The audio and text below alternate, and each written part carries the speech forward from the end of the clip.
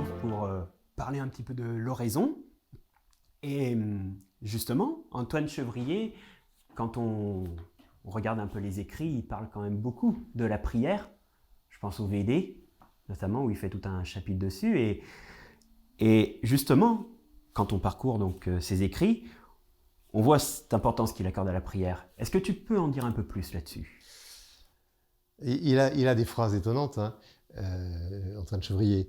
Il va même jusqu'à écrire une fois, dans un sens, l'oraison, c'est plus important que la communion. C'est fort, hein. Pourtant il accordait de l'importance à l'Eucharistie et à la communion. Hein. Mais il dit ça parce que s'il n'y a pas de prière, il n'y a pas d'intimité avec Dieu. En fait, c'est ça. Et c'est pour ça qu'il va inviter à faire oraison. Et c'était très important pour lui. Il va inviter, bien sûr, ceux qu'il voudrait accompagner jusqu'au sacerdoce, mais aussi les sœurs, mais aussi les laïcs, mais aussi les gens, même les enfants qu'il catéchise. Alors, il ne va pas leur dire qu'il faut faire oraison, mais en tout cas, il les invite à entrer dans des chemins de prière. Et pour cela, d'ailleurs, il va utiliser des moyens qui sont les moyens de l'époque, qui restent vrais aujourd'hui.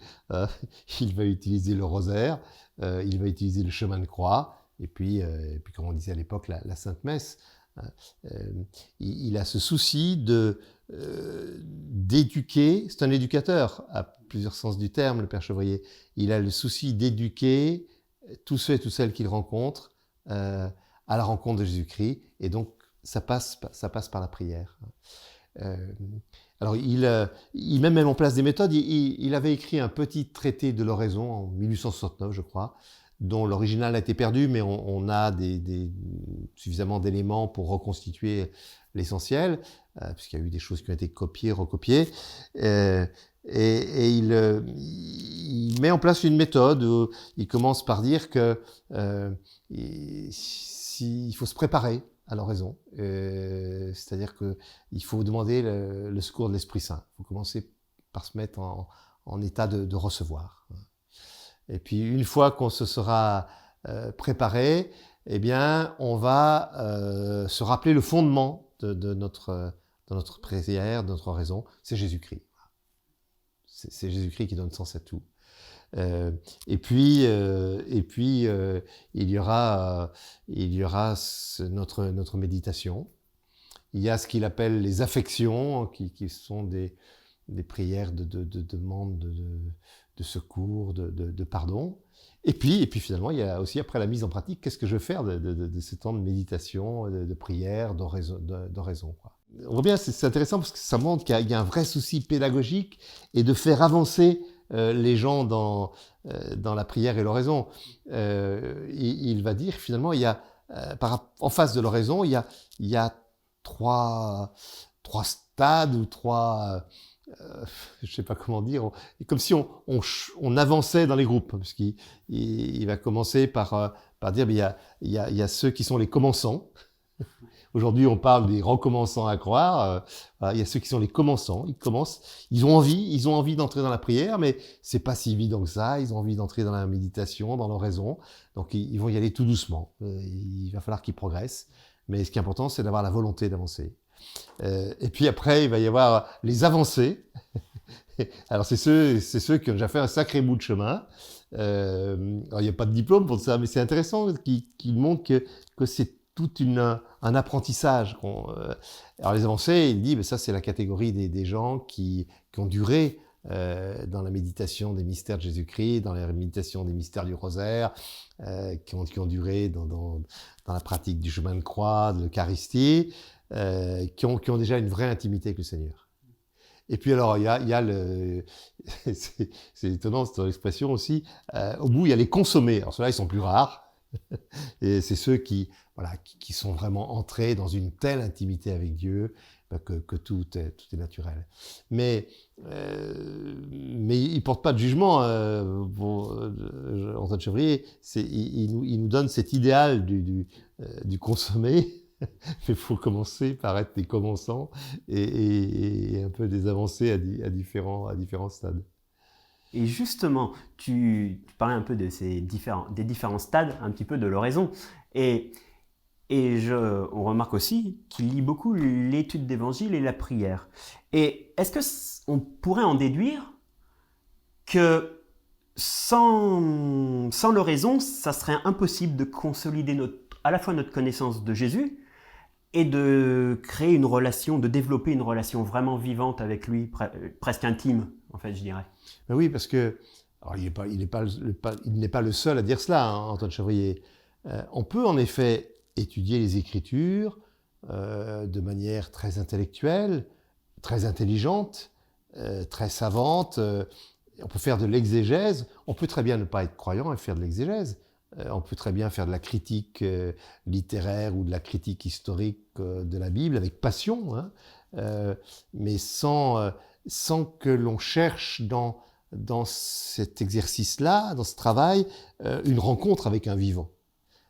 Le but de l'étude de l'Évangile, c'est de rencontrer un vivant. Et pour rencontrer un vivant, eh bien, il faut se mettre dans la quête d'une rencontre. Et la prière, c'est ça. La prière, c'est quoi ? C'est un chemin de rencontre. C'est un dialogue, c'est un face-à-face. Pourquoi est-ce qu'on prie ? On prie pour rencontrer Dieu. On prie pas pour... Sinon, c'est de la méditation.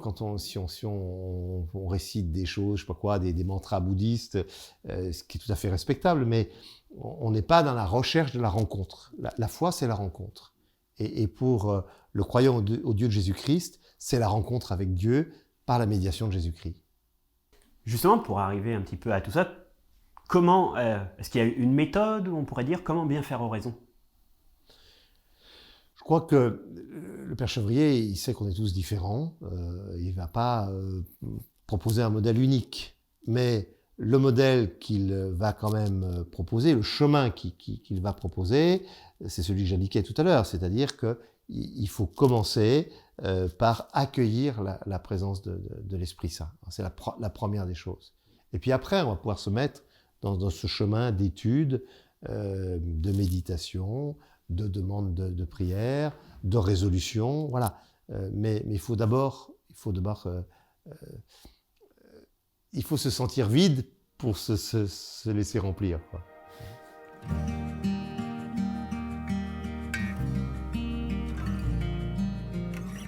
Ce que vous faites pour devenir des justes, évitez de l'accomplir devant les hommes pour vous faire remarquer. Sinon, il n'y a pas de récompense pour vous auprès de votre Père qui est aux cieux. Et quand vous priez, ne soyez pas comme les hypocrites. Ils aiment à se tenir debout dans les synagogues et au carrefour pour bien se montrer aux hommes quand ils prient. Amen, je vous le déclare, ceux-là ont reçu leur récompense. Mais toi, quand tu pries, retire-toi dans ta pièce la plus retirée, ferme la porte et prie ton Père qui est présent dans le secret. Ton Père qui voit dans le secret te le rendra. Lorsque vous priez, ne rabâchez pas comme les païens. Ils s'imaginent qu'à force de paroles, ils seront exaucés. Ne les imitez donc pas, car votre Père sait de quoi vous avez besoin avant même que vous l'ayez demandé. Vous donc, priez ainsi. Notre Père qui es aux cieux, que ton nom soit sanctifié, que ton règne vienne, que ta volonté soit faite sur la terre comme au ciel. Donne-nous aujourd'hui notre pain de ce jour. Remets-nous nos dettes, comme nous-mêmes nous remettons leurs dettes à nos débiteurs. Et ne nous laisse pas entrer en tentation, mais délivre-nous du mal. Car si vous pardonnez aux hommes leurs fautes, votre Père céleste vous pardonnera aussi. Mais si vous ne pardonnez pas aux hommes, votre Père non plus ne pardonnera pas vos fautes.